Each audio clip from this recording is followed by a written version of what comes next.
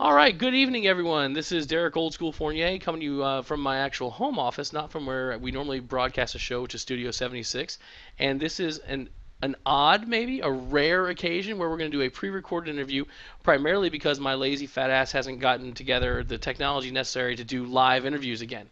And that's something that myself and Kurt Buckshot are going to be working on probably over the next couple of weeks. But in the interim, the other face that you see on this video, or you should see on this video if it's done properly, is one Gur Samuel, and you've heard him on the show.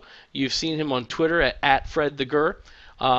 You've heard me misuse his name 30 or 40 times a night. But first name is actually Gur, yes? Yep, it is. All right, all right. So Gur, who goes by Fred for no reason other than the fact that it makes it easier for idiots like me to call him a name that would be appropriate. One of the reasons we had you on the show is your expertise, your background, your sort of skill set really is in diagnosing and discussing line play. Yes. Now, being let's just say not from say Polk County, Florida, where did you get your experience in American football? Well, it's I suppose it really started with many people, like with many people in this country, with video games. Not Madden; it was actually the NFL 2K series. A better series. Yeah, it was a great series. But I suppose I really got into it at university when a friend of mine just dragged me along to try out for the team. Yeah, for the Nottingham Outlaws of the University of Nottingham. And we need more big guys playing football in this country, so they saw us as a big guy and stuck me on the offensive line. Well, there you go. Where most Yeah. big guys are thrown and left to die is the offensive line. Now, what's funny is as of late, and I'll say as of late as say let's say the last decade probably, it's gone from being just the place where fat guys go to move people around as best they can.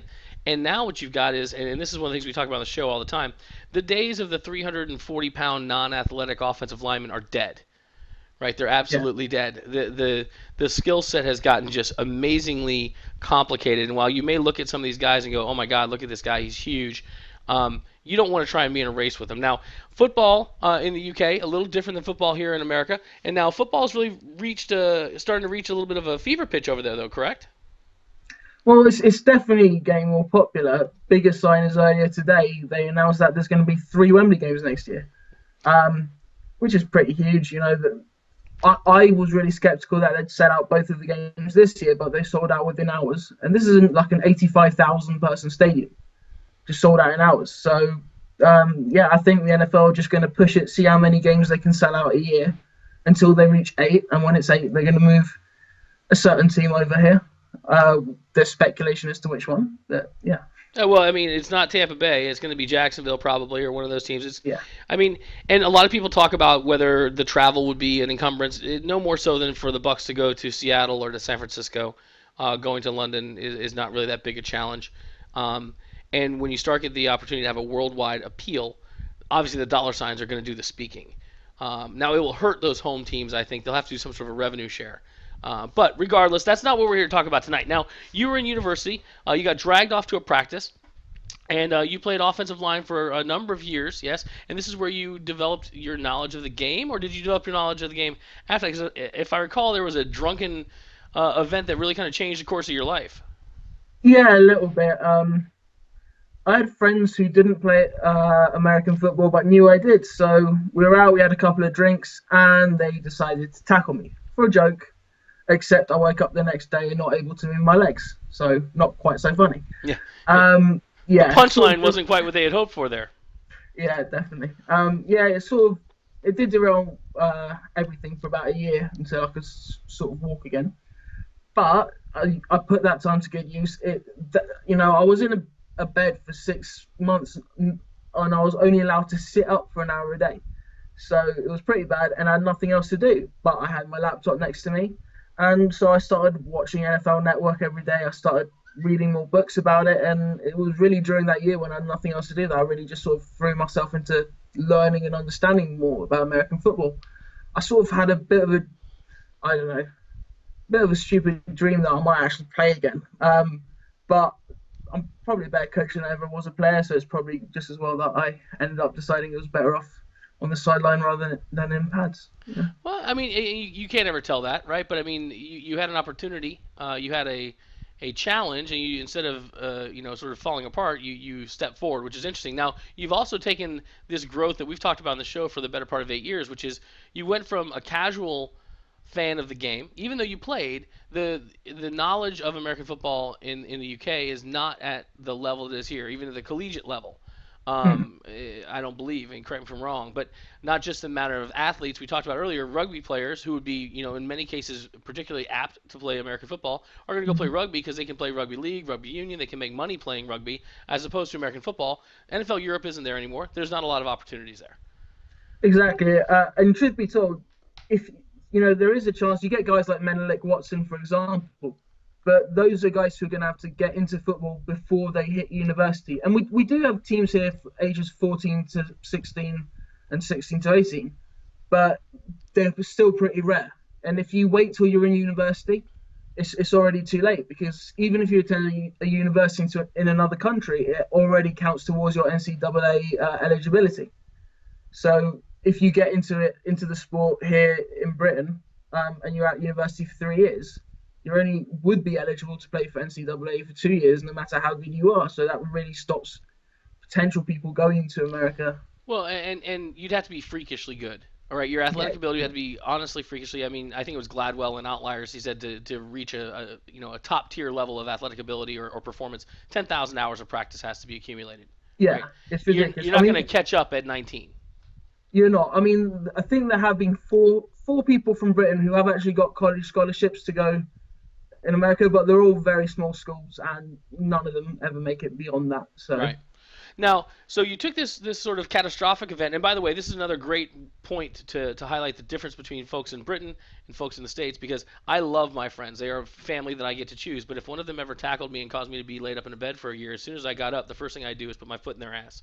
And you were not able to do that, and you wouldn't have anyway, because you're just a nicer dude apparently. But you took this challenge and you went and dug into the game.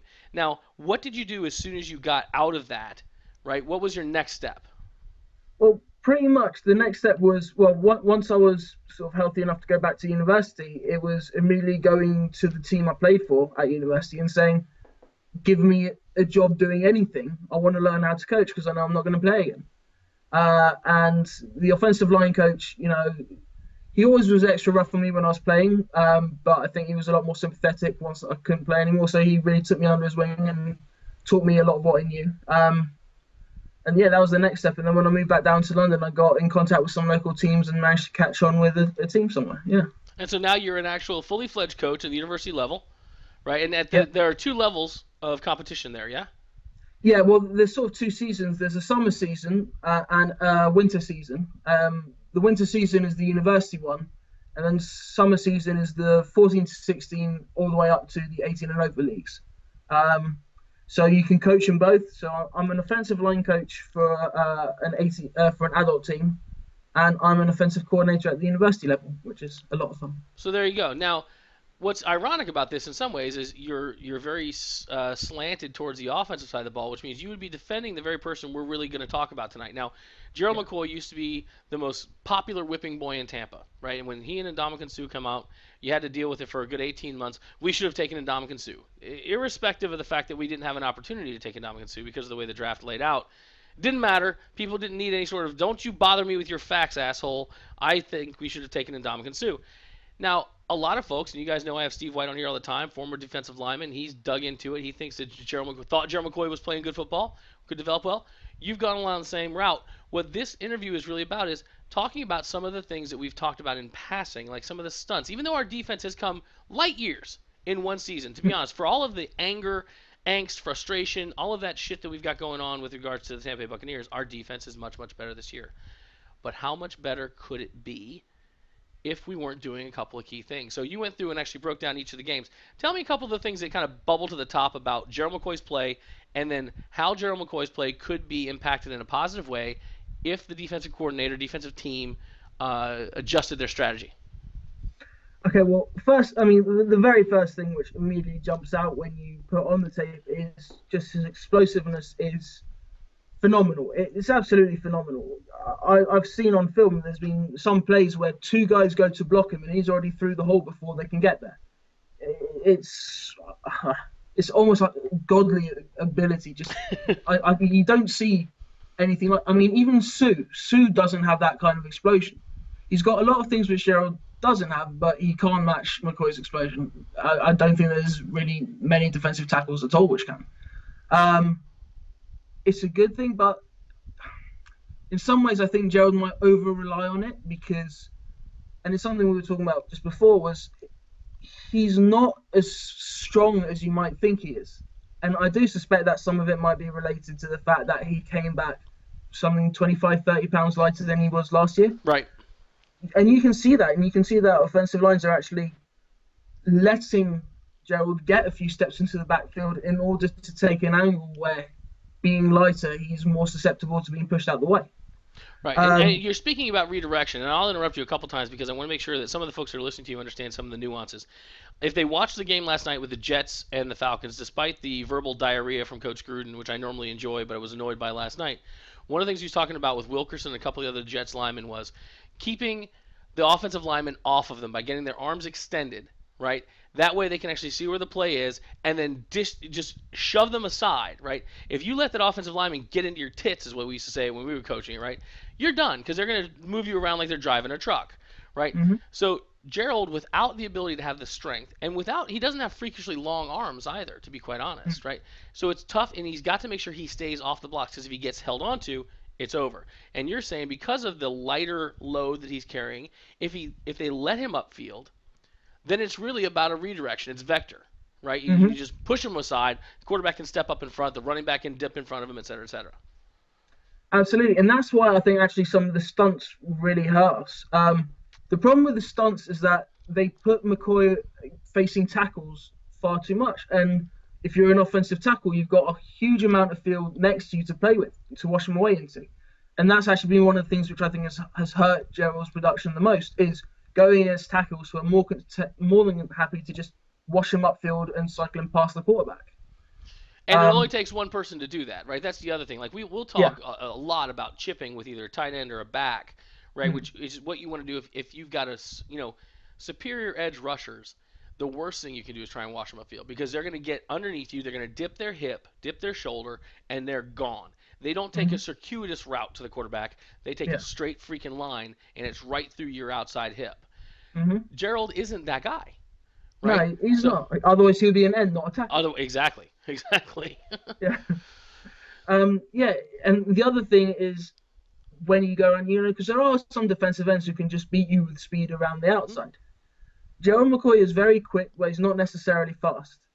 His foot speed is not as fast as I was expecting to see when I put on the film. It's robbed him of a lot of sacks so far this season, and actually throughout his whole career, he's just been that half second too far away. The amazing thing is, despite that, you can see the amount of attention which offensive lines pay to him. It's really a mark of respect that despite not having perhaps the most optimum skill set, he's still just able to just command all the attention of the offensive line, everything the offensive lines tend to do, with the exception of the Patriots, interestingly. The other three games this year, the entire blocking schemes you can tell have been built around stopping Gerald McCoy, and it is mostly just because of that ridiculous burst. Now, what's interesting is, for those of you who've been with the Bucs for quite some time, and actually not quite some time, because Warren Sapp's not an old Buccaneer by any stretch, right? We're not talking about Leroy Selman here. We're not talking about Hugh Green. We're talking about Warren Sapp. Warren Sapp was notorious for saying, even towards the end of his career, the first thing they're going to do in the offensive room is put 99 on the whiteboard and talk about how they're going to neutralize me. And that's based on what you looked on the film. That's what 3 of the 4 squads have done, but the Patriots didn't. So describe a little bit about what the other 3 did that was in common, and what that does to McCoy and what that does for other players. Because what you're seeing is when you have one person occupying that many blockers, all of a sudden the opportunities for Claiborne, Tanesham, it hasn't been Bowers yet, but Levante David, Barron, etc. Those things should open up, right? Absolutely, and that's exactly what's happening.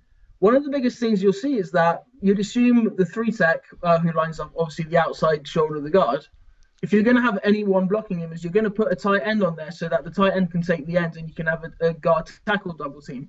But they're not doing that at all. They're actually getting the center to just shove the 1 tech off him as quick as he can to the opposing guard so that the center can help on Gerald McCoy. And doing that, for one thing, Akeem Spence, for example, he's not a small guy. So you're trying to get off him as quick as you can just to deal with Gerald McCoy. And you see the center's head, even when his arms are on the one tech, he's looking around at Gerald McCoy. He's looking to see does he need to immediately drop his guy to pick up Gerald. And the thing about that is, against most tackles, you would see the center be looking for a linebacker to be peeling off. He's completely forgoing the linebackers and looking at Gerald McCoy. And that has opened up sacks. There was one game I can't remember which one. Oh no, it's here. And it was an 18-yard sack against on Geno Hayes by Mason Foster. That happened because the guard. Geno Hayes, Geno Smith. Yes, Geno Smith, Yeah, not yeah, Geno yeah. Hayes. It's okay. That's no worries, no worries. Yeah, that I'm would have actually been prepping. I'm prepping for when the Jaguars come over. I'm trying to get an great. interview with Geno Hayes and see if he's willing to spill any secrets from the Bucks. Oh, good luck with that. Yeah, we'll see. But yeah, on Geno Smith, yeah, it was an 18-yard sack by Mason Foster, and the reason why was because the center was too late peeling off. Actually, just too late reacting to him because he was looking at Gerald McCoy. When he finally realized that McCoy was actually being dealt with by the guards, and he looks around, he sees Mason Foster going past him, and it ends up burying Geno Smith 18 yards in the backfield. Now this really I wish we had some more video or some more visual cues, and if I were better at this whole thing, I would probably have those. But for those of you who can envision the five offensive line with the center in the middle, somewhat obviously, hence the name center. Akeem Spence at the one technique, and we play a tilted nose from time to time, which also makes this a little bit more difficult because he's tilting into the leverage, right? So that center is trying to stab and push him over to the guard is stabbing right into the chest of a guy who is saying, no, you're not pushing me that way, right? So Yeah. there's some wisdom there, right? So if Mm-hmm. he tries to stab and then slide over, that is opening a chasm in the middle. Now, if we come with a middle linebacker blitz, we plug that hole. If Mm-hmm. we don't, a quarterback can climb the pocket, right? They can step up into the pocket and they can release through the middle, which teams have not let us do at all, Mm-hmm. right? Because Josh, if he was going to break out, it was always going to be climbing the pocket and escaping through the middle. Now, Yeah. how often do you see us plugging that gap with either a linebacker or a safety? Um, More often than you might think. I mean, I don't have the stats, but I'm sure if we looked up blitz percentages, we must be amongst the top in the league. We do it quite often. The frustrating thing in some ways is that we will do that often with the stunts.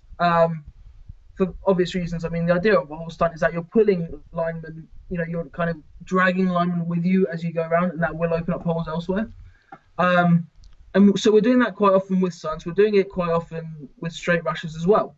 Um, it's only really kind of long down in distances when we're not sending anyone to plug that hole because you don't want to, because that's just opening up the middle of the field. Plus, those are Yeah, the times where we go guru and go with a three-man rush, right? that 3-man rush. You know what? The 3-man rush, actually, it's amazing that you would assume there would be some kind of even distribution among blocking, but more often than not, they're actually triple teaming Gerald McCoy, or at least they've got both guards looking at him and waiting to peel off because they just don't trust the center on his own to deal with him. Which triple team. Whenever you can triple team a guy, that's a sign of respect right there. Well, and we've talked about this ever since Gerald came here, right? If a player gets a double, or God help us all, a triple, the rule is if you're single, you should win, right? Mm-hmm. That's your job. If you wake up one day and the snap happens and you got one guy on you, you better get on your damn horse, right? You got to get Well, home. yeah, you do that. But I mean, the other thing is that because it does seem that whenever we're dropping eight, we actually drop them quite deep. Yeah. We open a lot of the middle of the field that they can make quick throws against a 3-man rush, and then there's enough space in the middle for a guy to make enough yardage after the catch to get that first down. You mean Which the very routes that piss us off, the 5-yard route on a 3rd and 7, against this kind of a defense actually works because there's no one there. Yeah, Yeah. pretty much. Yeah, pretty much. Yeah. Yeah, If we it's played a bit more football. press man, maybe it wouldn't be there, but that's another. Well, yeah, but if we're going to play press man, we would need to go out and get the best man cover corner to play in the last 20 years. Oh, wait, that's exactly what we Yeah. did, isn't it? Yeah, Yeah. but we're going to play zone with him. Okay, so a couple of other highlights about Gerald McCoy and some things that you think that people should look at when they're watching the game, like this coming week against the Eagles, for instance, right? I mean, what are you hmm expecting to see out of Gerald McCoy this week that may be the same? I mean, he's certainly put up a body of work that you can expect. And what are you hoping to see him do that may take him to that next level where it's not just Tampa fans and football geeks who know who the hell Gerald McCoy is? You see, there's a problem with that, and it goes back to that foot speed. I don't think, and some Buck fans might not like to hear this. I don't think that Jerry McCoy will ever put up a double-digit sack season. In some ways, though, that's not his role.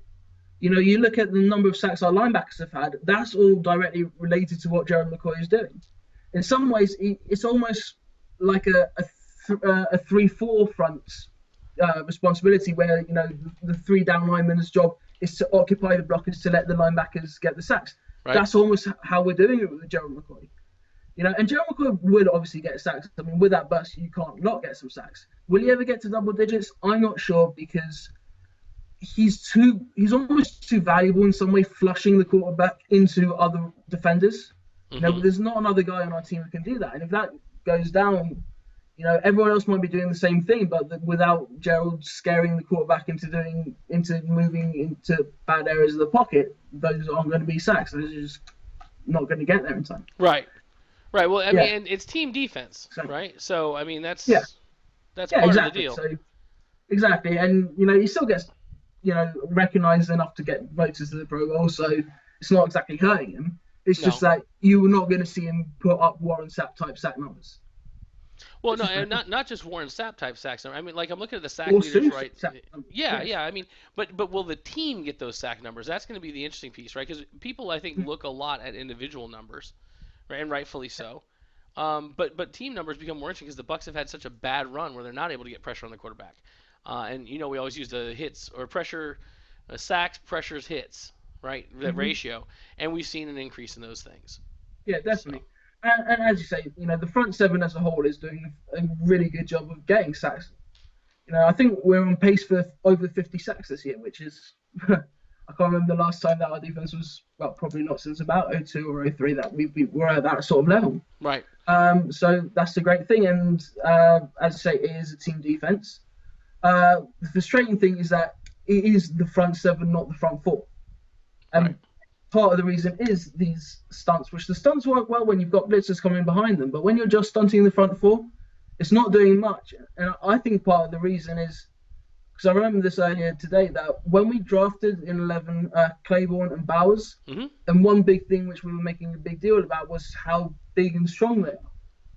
Now, the problem with the stunts is that when you've drafted these big, strong ends, emphasis on the big, they're not necessarily going to have the agility to actually make those loops inside and get there in time.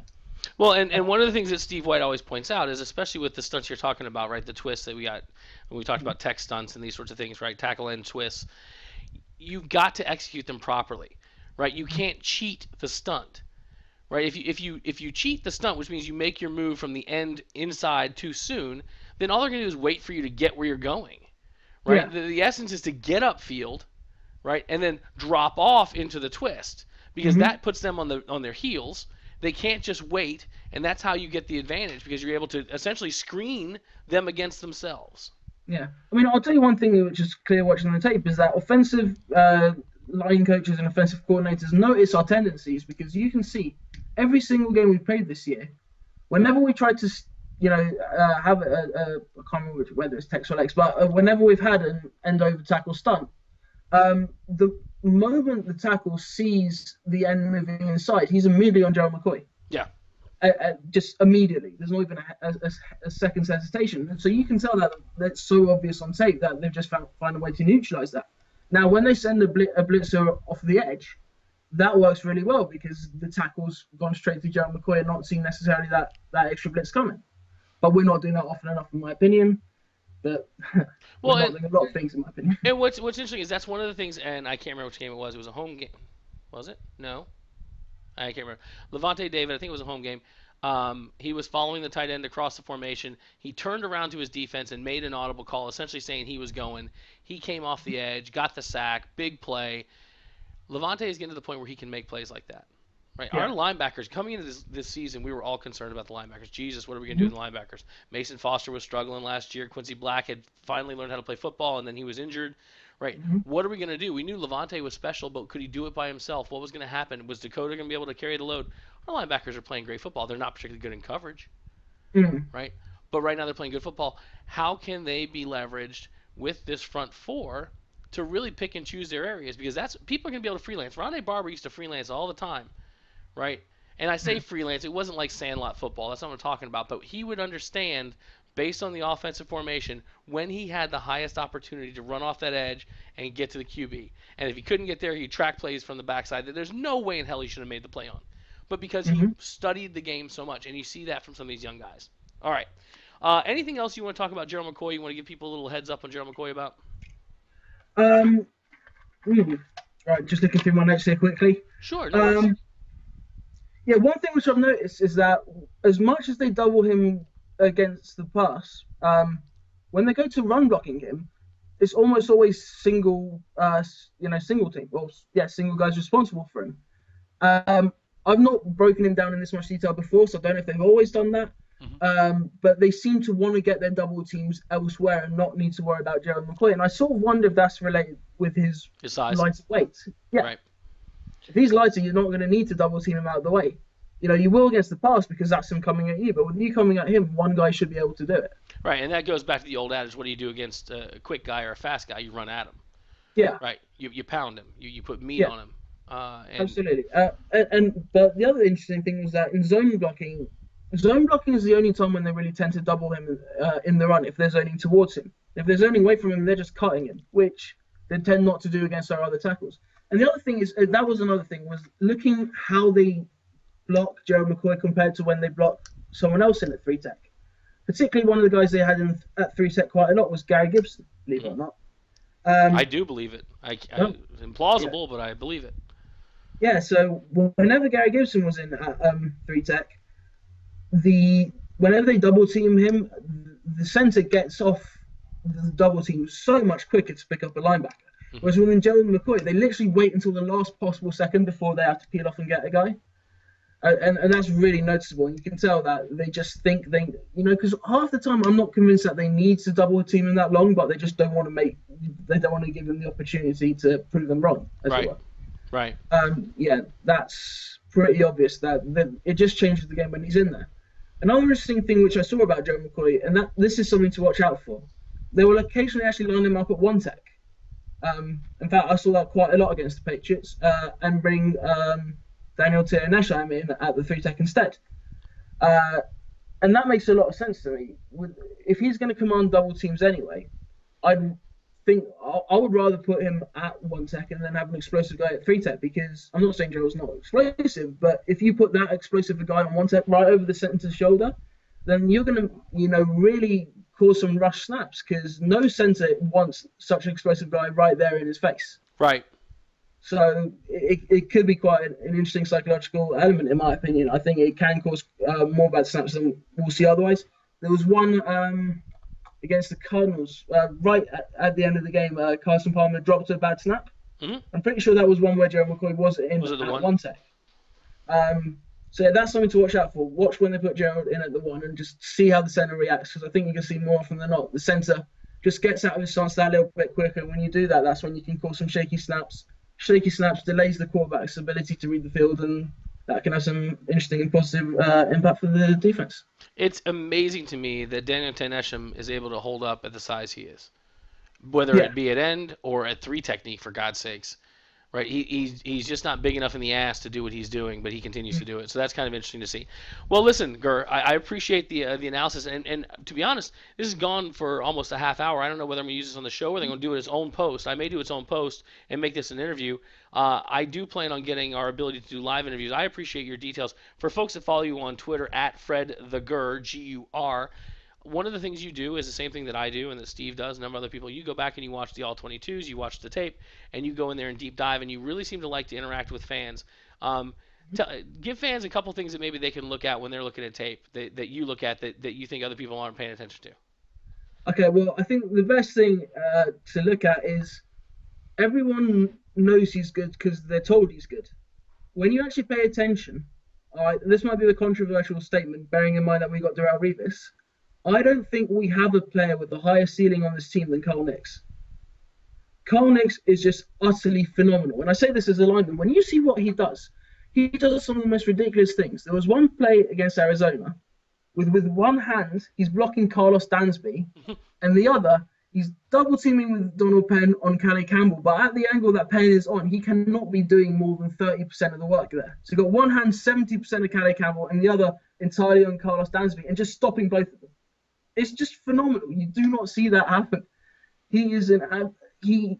Now he did have issue mentioned there might be issues with his conditioning, and that shows up only in the fourth quarter. He has a few bad snaps, but generally he's just the most phenomenal example of an offensive lineman you could hope to see. If you really want to watch tape and watch someone from just watch a dominant Buccaneer, watch Carl Nix. What he does is just ridiculous. So I know this is a bit off topic, but since you talked about Carl Nix, with the return of Davin Joseph and Carl Nix, I think many of us expected this offensive line to be dominant. Yeah, Even with the wild card at tackle, which I think is addition by subtraction as Jeremy Trueblood continues to Olay block his way into another paycheck, but potentially the end of another quarterback. How is it that with the return of Pro Bowlers at both guard spots, this offensive line is not able to dictate? some people probably won't agree with me, but especially if you all that, yeah, You're a especially pro. if you. I knew I should have put that on. That's all right. Mine went off earlier. It doesn't matter. Yeah. Little bit of a plug. If you ever read my offensive line breakdowns for Bucks Nation, you'll know that Davin Joseph has probably been the most disappointing player on this team, even more than Josh Freeman. Davin Joseph is just, when I say he's not been the same player since his injury, I'm thinking he's not actually been the same player since he went on IR in 2010. If you go back and watch in 2011, he was so up and down. And there were some plays, even quarters where he was good, but he was really inconsistent. And it's gotten that much worse. He's still inconsistent. I mean, he still flashes occasionally, but those are becoming further and fewer between, fewer and further between. The biggest thing is his footwork. There's no question, and I do wonder if that knee injury has made him a bit cautious. Because you can see he's not stepping into blocks in the way he should. He's not getting the outside leverage because he's just not putting his feet in front of the defensive line, which he really should be doing. Now, I talk quite a bit in my breakdowns about where his foot should be placed, about how he's distributing his weight, and also just basic things like hand placement. And the one thing which annoys me more than anything is when he goes into a block, he drops his head so often when he's going up to linebackers. And I suppose it's because he wants to put his shoulder more into it. But by dropping his helmet, the linebackers can see him coming not a mile away, but far enough away where they can just spin out of it, where they sidestep him and end up making a play in the backfield because he drops his head. I don't know what that's about, but it's pretty poor technique, and Bob Bostad really needs to be fixing that. It's very frustrating. The other thing is, I don't think he reads the game well enough. Not the game, but coverage as well enough to be a lead blocker. We pull him far too often, and he makes really poor decisions in who he chooses to block. There's been runs which could have gone for 10, 15, 20 yards and end up being blocked after 2 or 3 because Davin Joseph just makes a really poor choice as to who to block. So, yeah, I think if I had to identify one element for why our offensive line is not doing as well, it's Davin Joseph is just not playing like Davin Joseph. And I don't see how he sticks on this roster at his current cap hit next year. Well, I don't think that you're as much of an outlier as you may think. I think that a number of people have noticed that. I happen to adore Davin. He's a salt-of-the-earth guy. He does great things in the community. He has got the pedigree. He's played well before, but at the same time, this is a results-based league. We've been reminded about it on Hyperdrive this year, especially. What is confusing to me is how Bob Bostad, who essentially turned lemons into lemonade last year in many regards with what happened from an injury perspective, it's hard for me as someone who coaches, and probably hard for you as well, when you get good raw material back, to not be able to elevate their game versus, and that's not to say that a guy like Ted Larson is not a good player, right? I always have to caveat these things. These guys are the top half of 1% of the people that could ever do this in the world. But Ted Larson ain't Carl Nix, right? No, he's not. And that's why I think more than anything, I think it's a mental block for Davin. And the only thing I could think of that would cause that is concern over the injury. But his physical tools are there, but just mentally he's not getting it together. He's just making too many little mistakes, which add up to too many blown blocks. And if I was Bob Bostad, I mean, I don't know how much of a factor that salary hit is taking part of it, but I would seriously be having open competition between him and someone like Jamal Meredith, who I know is a natural tackle, but he played at guard last year. And to be honest, whilst he wasn't great, he was probably doing a better job last year than Damon Joseph is doing this year. And I would seriously be looking at making that switch. And I'm not sure why they haven't, if I'm being brutally honest. Well, it's something we could evaluate and maybe do in another live interview. All right. So Gurr at Fred the Gurr on Twitter. They can read your articles at the Pulling Lineman. Is it thepullinglyman.com? Just pullinglyman.com. Just pullinglyman.com. Okay. And then you're also a featured contributor to Bucks Nation, yeah? Mm-hmm. All right, so and that's our boy Sander P over there, and the whole merry bunch. I have, of course, tried to steal all of the writers that I like, including you. But Sander's got a lock on you guys. He must have naked pictures of you with some sort of livestock. Which, kudos to him for getting that if he's got it. So, Well, I you know, want he lives in Holland. It's easy to get pictures of that kind of thing in Holland. it's the wooden shoes, isn't it? That's not. Yeah, absolutely. But, all right, I want to thank you for joining us in the interview. Like I said, I think that because of the length of this interview, I think I'm going to post this as a separate, an actual post on the site, and we'll promote it out there, folks. Hopefully you enjoyed the interview. We'll have Fred or Gurr rather, his real name, in the chat room, and then live potentially on the show, because it just takes 7 or 8 Red Bulls and some caffeine, and you're good to go. Yeah. I can't this Thursday because this Thursday is my birthday. So. Oh, well, look at that. Well, happy early birthday. Hopefully, you'll do something good. I would avoid the friends who broke your back the last time. Yeah, definitely. Definitely. But I'm just kind of traditional that way. So, all right. Well, thanks again. I appreciate you taking the time, and we will see you in the chat room next time. All right, see you then.